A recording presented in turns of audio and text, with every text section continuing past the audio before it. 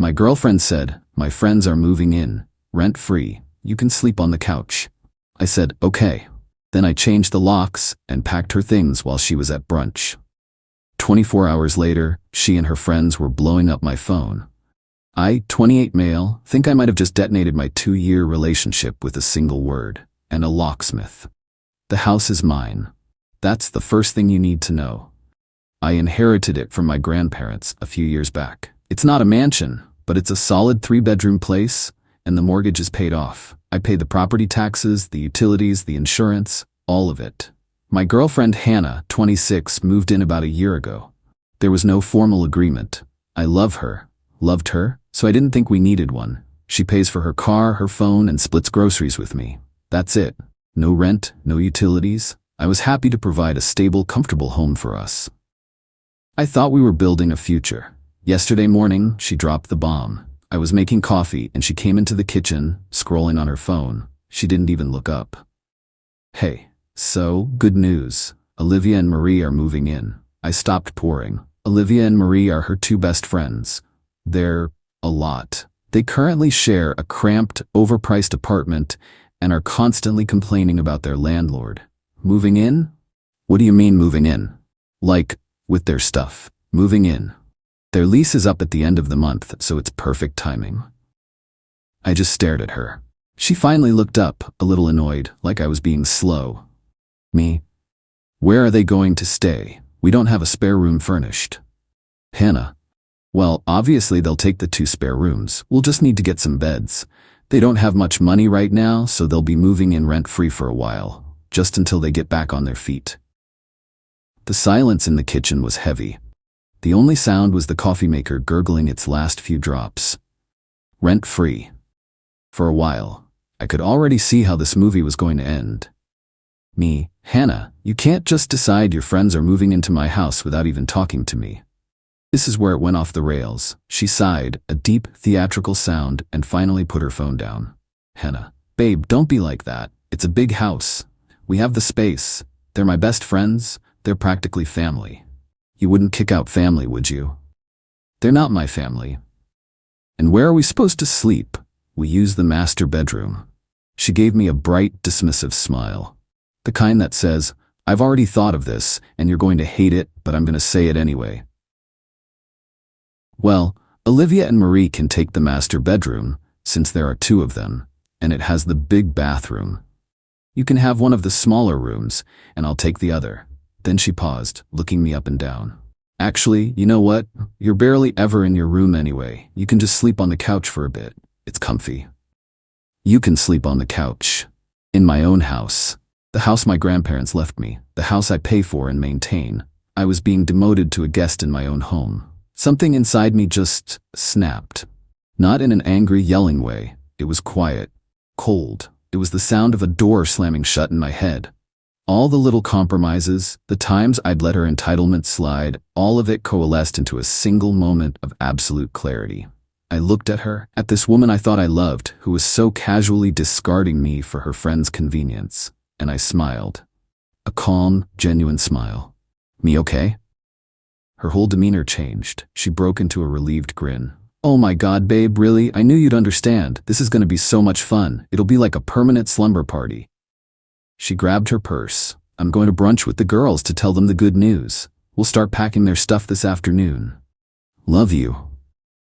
She kissed my cheek and walked out the door. I stood there for a minute, coffee forgotten. Then I walked over to the window and watched her car pull away. The moment it was out of sight, I picked up my phone. First call, a 24-hour locksmith. "Yes, I'd like to schedule an emergency rekeying for my entire house. How soon can you get here?" Second call, a moving and packing service. I explained that I needed a tenant's belongings packed up professionally and put into a storage unit. I paid for 3 months up front. The locksmith arrived in 30 minutes. While he worked, I started gathering Hannah's things. I was methodical. Her clothes, her makeup from the bathroom, her laptop, her ridiculous collection of scented candles. Every single thing that wasn't mine. The packers arrived an hour later. They were fast and efficient. They boxed up everything. The clothes, the furniture she'd brought, the photos of us. By 2 p.m., Every trace of Hannah was gone from my house. I took the storage unit key and the folded-up receipt, placed them in a clear plastic baggie, and taped it securely to the outside of the front door, right over the handle where no one could miss it. I spent the rest of the afternoon deep cleaning the house. It felt lighter, quieter.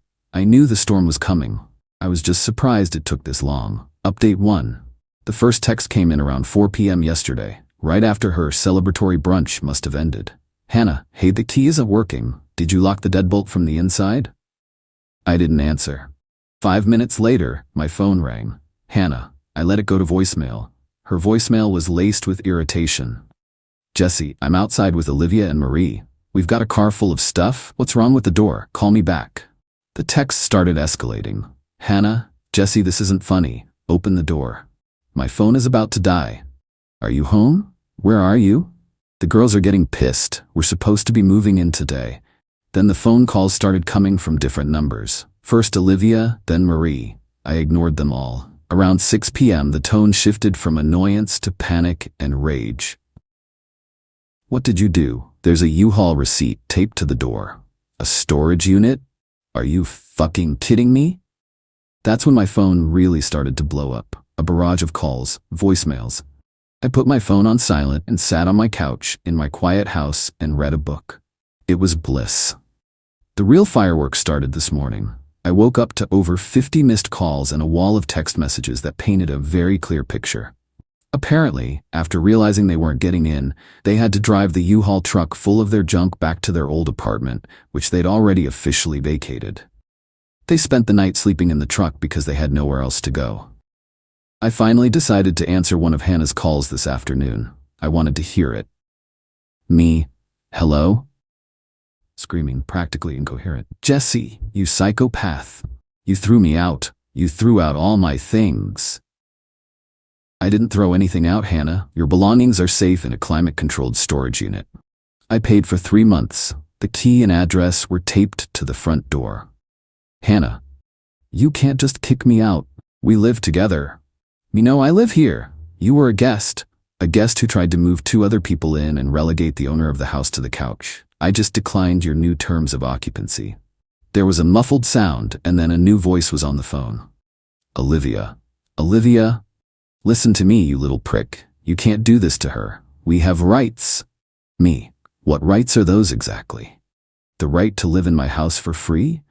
I don't think that's a thing. Olivia. We're gonna sue you for illegal eviction. Great. Tell your lawyer that your friend who paid no rent and whose name is on 0 legal documents related to this property was asked to leave after she tried to unilaterally move you in. Let me know how that goes. I could hear Marie yelling in the background, something about me being a toxic monster. Hannah, back on the phone crying now. I can't believe you did this to me. I have nowhere to go. My friends have nowhere to go. You're making us homeless. That sounds like a problem for the 3 of you to solve together. You seemed pretty confident in your collective decision-making yesterday morning. I'm sure you'll figure it out. But I love you. No, you don't. You love what I provide. There's a difference. You were so convinced of your plan that you didn't even consider my feelings. You just assumed I'd roll over. You miscalculated. I hung up. They've been trying to rally support. A few of our mutual friends have texted me, asking for my side of the story. I sent them a single screenshot of Hannah's text where she told me her friends were moving in and I could sleep on the couch. Most of them have gone silent. I feel a strange mix of numb and resolved. It hurts that 2 years of my life ended like this, but the sheer, unadulterated entitlement in their voices. It confirms I did the right thing. This wasn't a partnership. It was a resource to be exploited. The quiet in my house feels like peace. Update 2. It's been an eventful week. The entitlement didn't just knock on the door. It tried to kick it down, both literally and figuratively. 3 days ago, I was working from home when my doorbell rang. I checked the camera. It was Hannah, Olivia, and Marie. Hannah was teary-eyed and looked like she'd been coached. Olivia and Marie stood behind her like stone-faced bodyguards. I answered through the intercom. Can I help you? Jesse, please. Can we just talk? Face to face? I just want to get my things. Your things are in storage, Hannah. I gave you the key. Some things are missing. My grandmother's locket. You probably stole it. A classic move. Accuse me of theft. I calmly replied that I didn't touch her jewelry. I'd instructed the packers to be especially careful with the contents of her vanity, where she kept her jewelry box. I was confident it was safely packed away and inventoried, and I told her as much. The packers are professionals who inventory everything. I'm certain it's all there. Just open the door and let her look, you coward. I'm not opening the door. This is my property, and you are no longer welcome here. This is when Marie decided to try the handle, rattling it violently. Open the damn door, Jesse, or we'll call the cops and tell them you're holding her stuff hostage. I just sighed. Go ahead. I'd love to explain the situation to them. They must have realized it was a losing hand because they eventually left, but not before Marie kicked my front door, leaving a scuff mark. Small, petty, and perfectly in character. The welfare check and the smear campaign. The next day, 2 police officers showed up at my house. My heart hammered for a second, but I kept my cool. They said they'd received a call from a concerned friend who claimed I was unstable and potentially a danger to myself after a bad breakup. I invited them in. I calmly explained the situation, showed them the text messages from Hannah, including the one about me sleeping on the couch. I showed them the scuff mark on the door from her friend. I even had the footage from my doorbell camera of them screaming at me.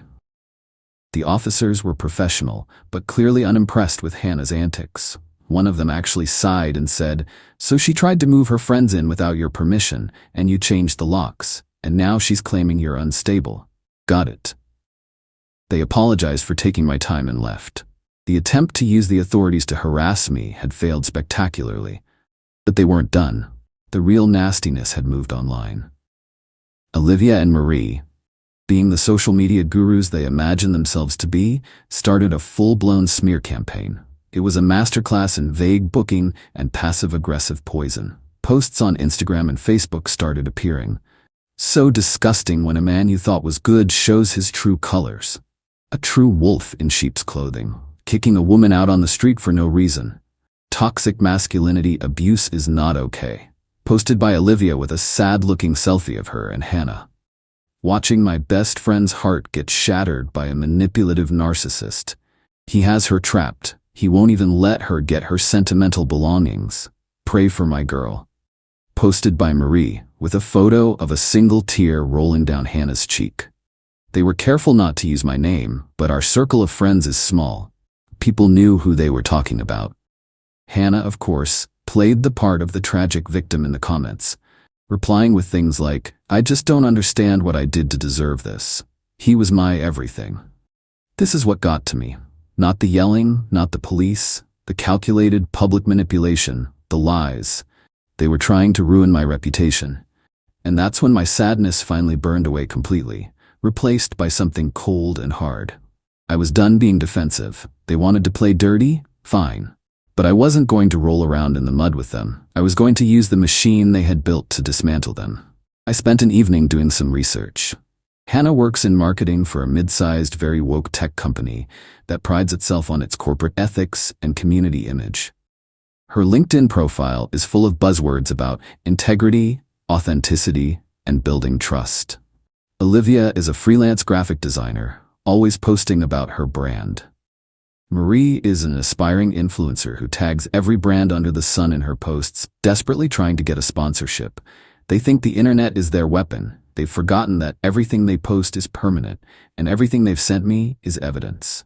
My revenge isn't going to be loud or angry. It's going to be quiet, professional, and devastating. It's going to be a consequence, served cold. I've started drafting an email. Final update. The dust has settled. The silence in my house is no longer just peaceful. It's victorious. It didn't happen overnight, but the dominoes I set up fell exactly as planned. Here's how it all went down. After a week of their relentless social media crusade, I finalized my plan. It wasn't about yelling or fighting. It was about presenting undeniable facts to people who had a vested interest in seeing them. It was a 3-pronged attack. Prong 1, Hannah. I compiled a digital folder. It contained screenshots of Hannah's original texts, outlining her plan to move her friends in and banish me to the couch. high-resolution screenshots of every single defamatory post and comment from Hannah, Olivia, and Marie. I made sure to capture the likes and comments from others to show their reach. A copy of the police report from the fraudulent welfare check, which officially listed the call as unfounded. The saved video file from my doorbell camera showing them harassing me with Marie kicking my door. I drafted a very polite, very professional email. It was addressed to the head of human resources at Hannah's company, whose name I found easily on LinkedIn. Subject: a matter of professional integrity concerning your employee. Hannah, dear sir. My name is Jesse. I am writing to you today with a heavy heart regarding a situation involving one of your marketing employees, Hannah. I was her long-term partner until recently. I understand that personal matters are typically separate from professional ones. However, Miss Last Name and her associates have recently engaged in a coordinated online campaign to publicly defame me, and I believe her actions demonstrate a profound lack of judgment and integrity that is fundamentally at odds with the values your company publicly espouses. To be clear, our relationship ended after Miss Hannah informed me of her unilateral decision to move 2 of her friends into my solely owned property, rent-free, while demoting me to sleeping on the couch. When I calmly refused these terms by changing the locks and placing her belongings in a paid storage unit, she and her friends began a campaign of harassment. Attached, you will find a documented timeline of this behavior, including the initial messages, the subsequent public accusations of abuse and theft, and evidence of a fraudulent police report filed against me. This online campaign, which you can see is public, directly contradicts the image of trust and authenticity that Miss Hannah, as a marketer, is paid to represent for your brand. I am not seeking any action on your part, but I felt ethically obligated to make you aware of the character of an individual representing your company in the public sphere. Sincerely, Jesse. I attached the folder as a zip file and hit send. Prom 2 and 3. Olivia and Marie. This required a bit more digging. I found the property management company for their old apartment building through some public records searches. Olivia had also foolishly tagged the building in some of her old Instagram posts. I sent a similar, slightly altered email to the management company, complete with the video of Marie kicking my door and screenshots of them bragging about their planned and failed squatting attempt. I framed it as a warning about former tenants you may consider renting to again. For Marie, the aspiring influencer, it was even simpler. She had tagged dozens of small businesses and brands in her smear campaign posts. I went through and contacted 5 of the most prominent ones: a local boutique, a coffee company, a skincare brand.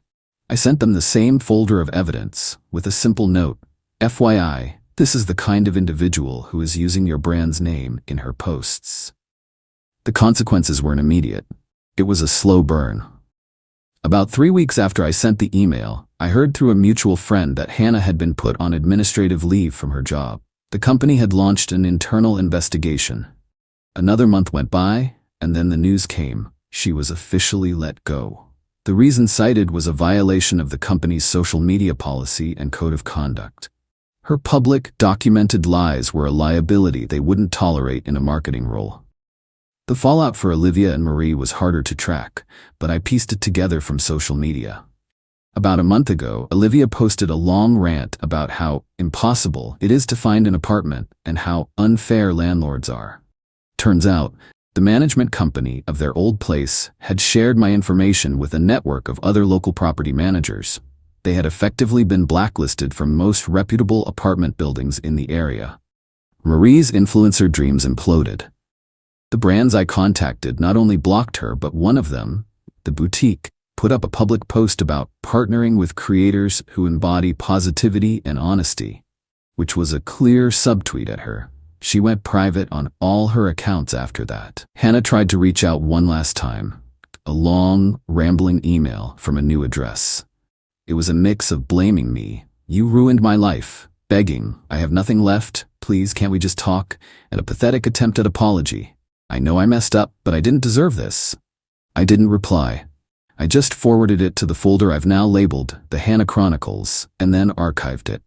It's been a few months now. I sold the couch. I bought a new, nicer one, I redecorated the 2 spare rooms. One is a home gym now, the other is a proper guest room for people I actually want in my house. My life is my own again. I don't feel happy, not in a giddy way. I feel settled. I feel a deep, unshakable sense of rightness. They made their choices, they broadcast their intentions, they built their own gallows online, post by post. All I did was hold up a mirror. They faced the natural consequences of their own entitlement. And me? I have my quiet house back, and that's a justice I can live with.